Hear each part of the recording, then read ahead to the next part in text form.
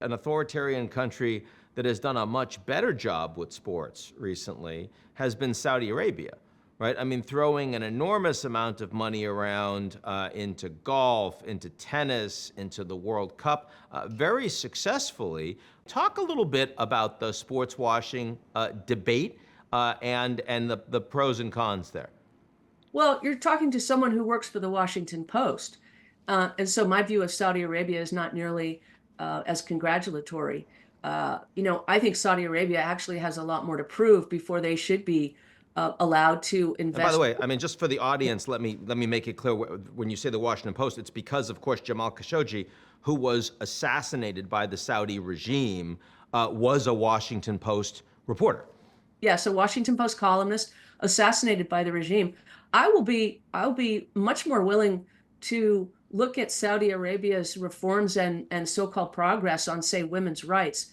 When they stop kidnapping women, when they stop arresting women merely for protesting basic civil rights issues. So I actually think that the world is being far too kind to Saudi Arabia. To me, the appropriate limit for whether you're talking about the IOC accepting sponsorship or whether you're talking about the US Open tennis tournament accepting sponsorship dollars, American companies do a very, very sensible thing, most of them. They cap capital foreign investment at 20%.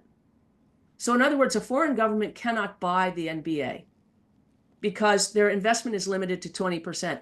That to me is the real common sense solution for bodies like the IOC. We should never be in a position where we allow Saudi Arabia to simply buy golf, which is what they've been attempting to do, or simply buy women's tennis, which is something they're attempting to do, simply in order to look better both at home and abroad. Sports washing is important not just because it's a moral issue.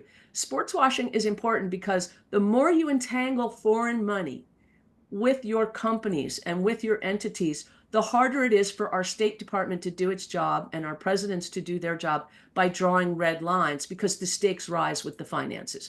That's why it matters. And that's why things like the Olympics matter as far as sports washing. You don't want Chinese money or Saudi Arabian money so compromise you that you cannot take the right diplomatic stand. I think what you'll end up seeing with the PGA Tour and Live Golf is, again, some kind of sensible cap on Saudi money that does not turn over governorship of worldwide golf to the state fund of Saudi Arabia. I want to ask you about the NBA, right, which on the one hand has seemed to be really leaning into a whole bunch of political issues that would be seen as forward-looking and progressive in the United States. I also see that China's an absolutely critical market for them, and they have been deeply problematic in the way they've responded, for example, to Hong Kong issues, to Taiwan issues, and others.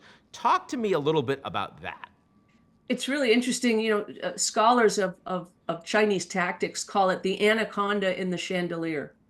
When you accept Chinese wealth, when you do business with China, it's like letting the anaconda into your house, and it will slowly start to squeeze you. It lurks overhead as an implicit threat when you do business with China, and that is what you're seeing with the NBA. You're seeing the anaconda in the chandelier.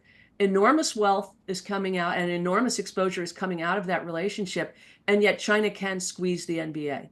And this is the danger in engaging in over-engagement. Engagement is good, but when you literally leverage yourself so commercially that you've let the anaconda into your house, into your cell phones, into your TikTok videos, you are really asking to be choked to death. It's one thing to go to the Beijing for the Olympics once, but to go twice was a serious mistake.